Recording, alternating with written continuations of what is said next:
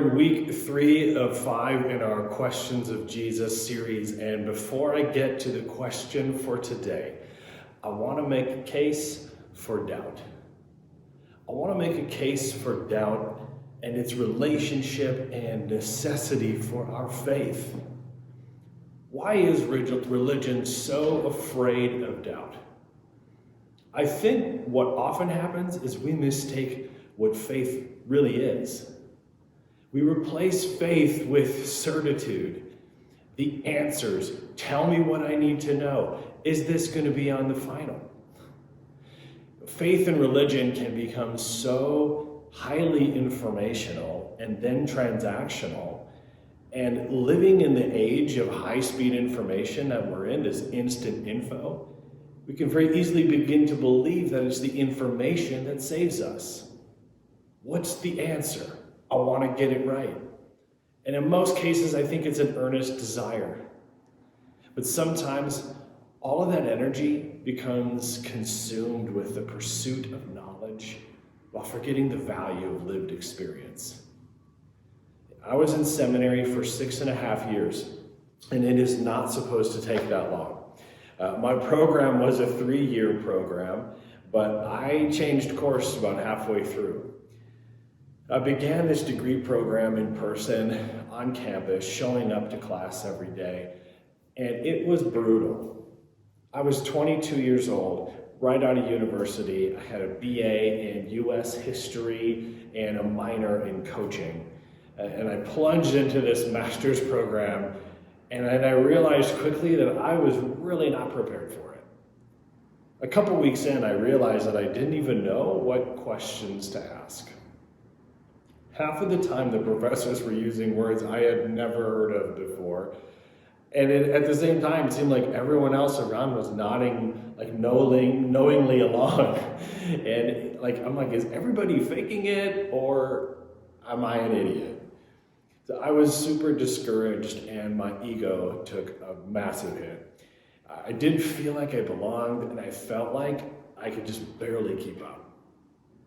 But what made matters worse was that I was trying to follow my calling, right, into this pastoral ministry. And when you don't feel like you're going to make it through the schooling part to get you there, you start questioning everything. So I muscled through the first 2 terms, and I knew I needed a break. So after those, I got out of the city and went as far north as I could. We're in Chicago, and we moved up to northern Minnesota, where my now wife and I lived and worked at a faith-based wilderness camp for the summer, and then it turned into a 9-month internship. And when that ended, I spent the remaining 4 months of my internship at a church outside of Minneapolis. And when I returned to full-time studies in the fall, I was in a much better place. I'd returned to the classroom a very different version of myself than when I left. A much healthier person. I returned as a person with some lived experience in ministry. I had experienced some wonderful things and some absolutely awful things during that internship year. To be completely honest, I was actually still healing from some of the things that Bethany and I went through. Things that we endured were some pretty serious suffering in ministry in that year. The church and ministry can maim, and some of you know that all too well. I was not, however, so overwhelmed or broken by the suffering that it knocked me out of wanting to continue my studies or ministry. In fact, somewhat strangely, it made me all the more grounded in my call to pursue healthy, missional, pastoral ministry. I think a lot of that is certainly due to the support we received and when we went through it, and the prayers people prayed on our behalf. Then there was something too about returning to the classroom, the place where we most often wrestle with the hypothetical. Right? It hits different when you've already wrestled with the reality and ministry in real life. You look at it differently. I was made wiser through it, and my faith had certainly matured in spite of all the crap we went through. Now, there's a lot to be said for the value of lived experience. So I returned to that classroom with more confidence to engage, right? And I could rest on at least some lived experience, enough at least to remind me that no one in this room really has the answer, right? Life is way more complicated than that. I also had enough confidence to admit to my advisor at the time that I just couldn't swing the number of credits they wanted me to take. And I chose to take one last class. I was much more interested in actually engaging with and learning the material than I was about just passing and getting through it. It was a great term. I cared way more and way less at the same time. My love for school and future ministry grew, and I know I had some time outside the classroom to thank for that. And in an odd way, I also had suffering to thank. Suffering is humbling, but it sucks. Nobody wants it. It's never a gift when it's happening. It's always an unwelcome guest that has always intruded the sanctity of our space. And as brash and difficult as it is, it's also a really good teacher. It's a good teacher, however, only if we let it be. One of the methods of coaching we learned in my coaching minor, in case you were wondering why I brought that up earlier, was the method of storming. Now, storming is when the coach, in an attempt to make a team bond together toward a common enemy, they make themselves the enemy and the common and shared disdain of the team. Now, it's not an easy method, it's not a fun method, and as a coach, I actually don't endorse this method at all, because I know the psychological damage it can do. But the right person can make it work. You know the story of Herb Brooks? He coached Team USA hockey to the gold medal in the 1980 Olympics, like the Miracle on Ice. Well, that was a masterclass in showing what collective suffering can do under storming. These players had never faced such adversity or challenge or suffering from their own coach in their lives. And then the suffering they collectively endured could have completely broken the team down, right? There's risk of that, rendering them completely unable to play or to no longer want to play. But they let the suffering they endured shape them and mold them. The suffering they endured together humbled them, and it helped remove necessary egotistical notions of themselves. And it also gave them a deepened appreciation and love of the game and for one another. It helped them face reality with their renewed and matured confidence, while also fully aware of their limitations. But this team knew it wasn't the best individual talent-wise. But because of what they endured together, right, the suffering they knew and the camaraderie they gained through that, they could face the unknown with a certain assuredness and faith that maybe we could actually win this thing. In his book, The Naked Now, author and theologian Richard Rohr writes, suffering, of course, can lead you in either two directions. It can make you very bitter and close you down. Or it can make you wise, right? Compassionate and utterly open, either because your heart has been softened, or perhaps because suffering makes you feel like you have nothing to lose. He says it often takes you to the edge of your inner resources where you fall into the hands of the loving God. At the end of my third seminary term, halfway through the program, we got word that my wife Bethany's dad was sick. Paul was 52 years old and diagnosed with an extremely aggressive case of prostate cancer. 2 weeks later, we packed up our Chicago apartment and we moved back to St. Paul to be near family. I continued with studies, and I moved to the online program, took a coaching job, and I took just a couple of courses at a time. We did our best to settle into life in the midst of life feeling very unsettled. Then a month later, expecting our first child, we had a miscarriage. And we were absolutely broken. In the midst of this, we had 3 middle-of-the-night visits to the emergency room without health insurance in the U.S. So not only were we grieving and crushed by our loss, we were now also in some serious debt because of medical bills. Life can be scary and unrelenting. Fairness isn't a given, neither is health nor success. This is an increasingly fought against reality in our world of instant gratification and knowing and security via escapism and denial through distraction. Enduring suffering can make our minds plead with us to make it safe and protect, to never venture and rarely risk. In extreme cases, our minds demand certainty, even if that certainty is foundationally false. In her book, When the Heart Waits, author Sue Monk Kidd asks this important question. She asks, what has happened to our ability to dwell in unknowing? To live inside a question and coexist with the tensions of uncertainty? Where is our willingness to incubate pain and let it birth something new? What has happened to patient unfolding into endurance?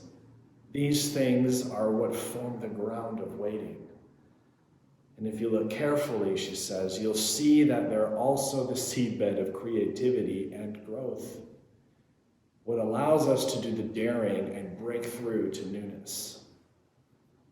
Now, suffering, as awful and unwelcome as it was, had become one of my greatest teachers in life and actually fortified my faith. Turn with me in Mark 9, 14 through 25. It reads like this. When they came to the other disciples, they saw a large crowd around them and the teachers of the law arguing with them. As soon as all the people saw Jesus, they were overwhelmed with wonder and they ran to greet him. What are you arguing with them about? He asked. A man in the crowd answered, Teacher, I brought you my son, and he's possessed by a spirit that has robbed him of speech.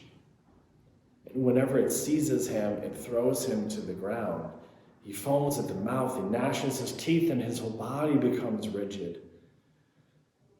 I asked your disciples to drive out the spirit, but they couldn't. You unbelieving generation, Jesus replied. How long shall I stay with you? How long shall I put up with you? Bring the boy to me. So they brought him.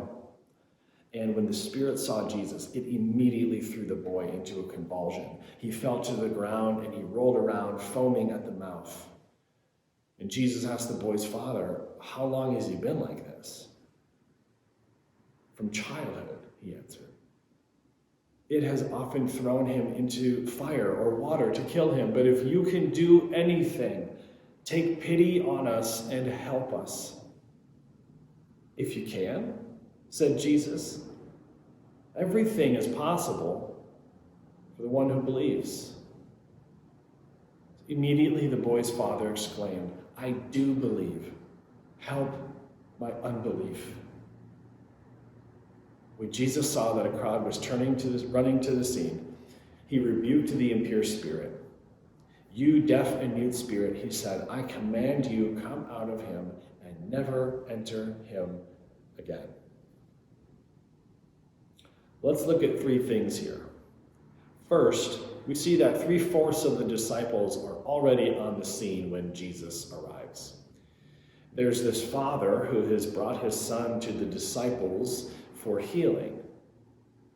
The boy is considered to be possessed by an evil spirit that throws him into these epileptic-like seizures, which on numerous occasions have endangered the boy's life. What started out as a father seeking help and healing for his son has somehow turned into an argument. Like, really? How off base is that? Now, we don't know exactly what they're arguing about, but there are two possibilities. The first possibility, I think, is that the teachers of the law are questioning the disciples' ability and faith to heal the boy. They have certainly tried, right? But nothing is working.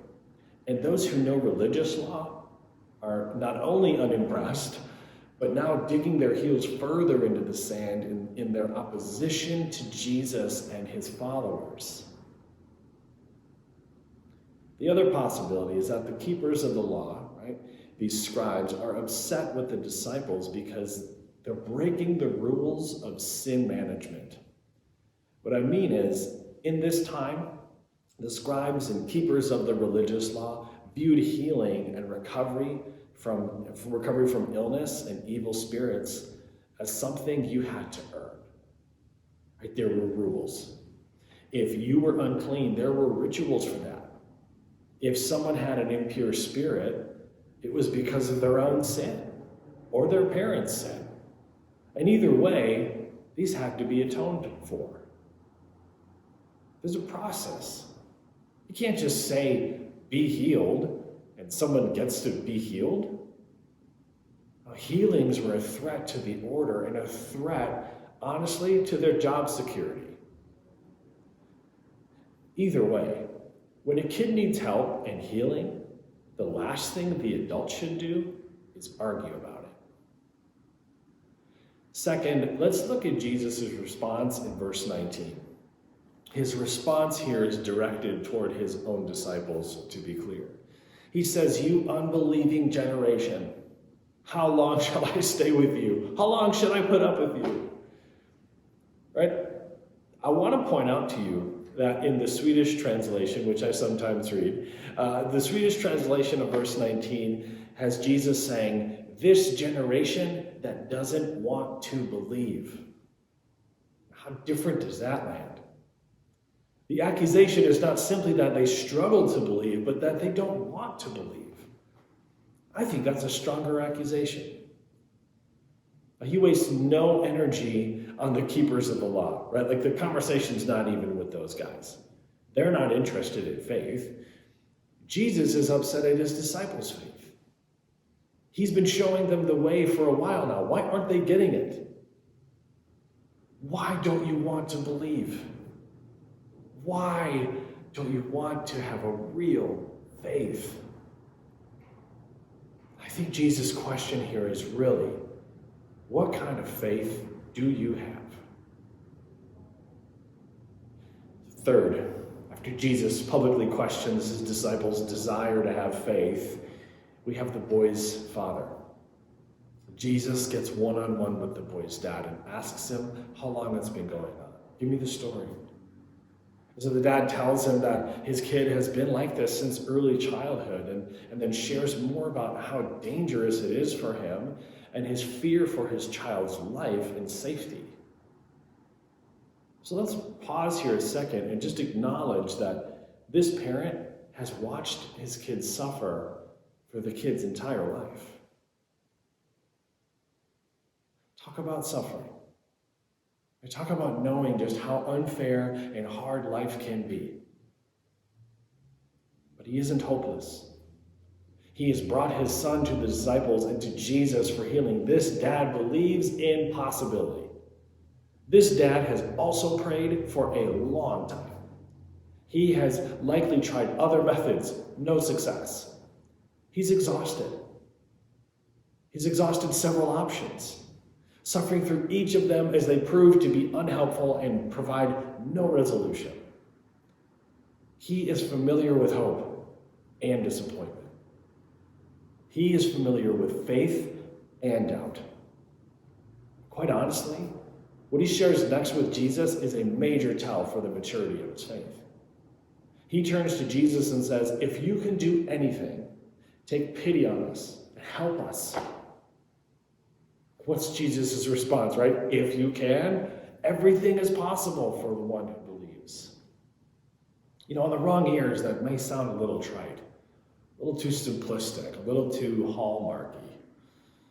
But this man, he responds with such honesty and maturity with such a healthy ego. He says, I believe, but help my unbelief. How can he hold both? How can you believe and not believe? You can't hold both. No, of course you can't. This is the faith of one who knows suffering.